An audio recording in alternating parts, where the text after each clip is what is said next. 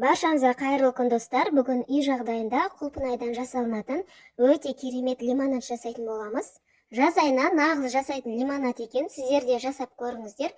Видеоның соңына дейін менімен бірге болыңыздар.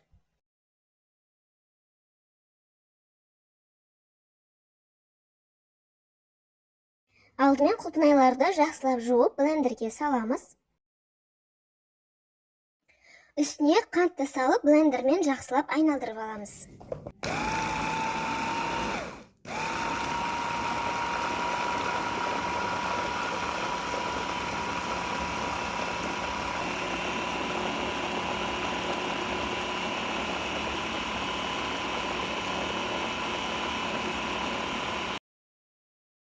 Құлпынайымыз осылай қою пюре сияқты болып шығады. Бізге 2 штук лайм және 1 лимон қажет болады. Дәл ортасынан 2-ке бөліп аламыз.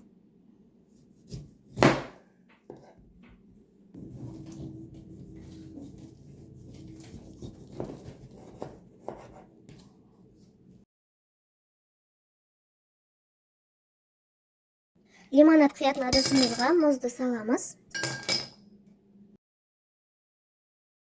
Мята саламыз және 2-ге бөліп алған лайм мен лимонның суын жақсылап сығамыз.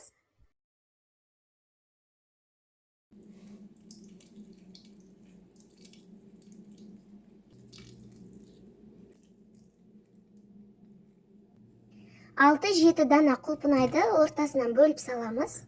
Сосын блендерден өткізген құлпынайымызды құямыз.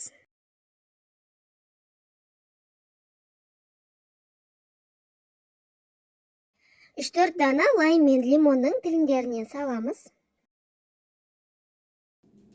Енді соңында суымызды құямыз.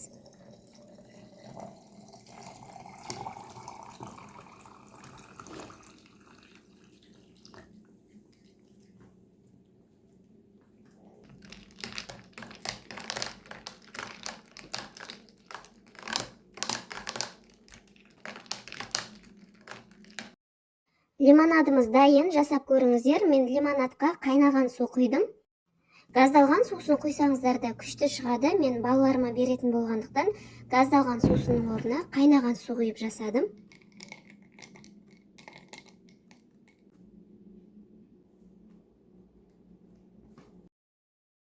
Осымен біздің лимонадымыз дайын. Міндетті түрде жасап көріңіздер. Видеом сіздерге пайдалы болса, лайк басып, пікір қалдыра кетіңіздер. Арнама тіркелуді ұмытпаңыздар. Назарларыңызға рахмет. Қош сау болыңыздар.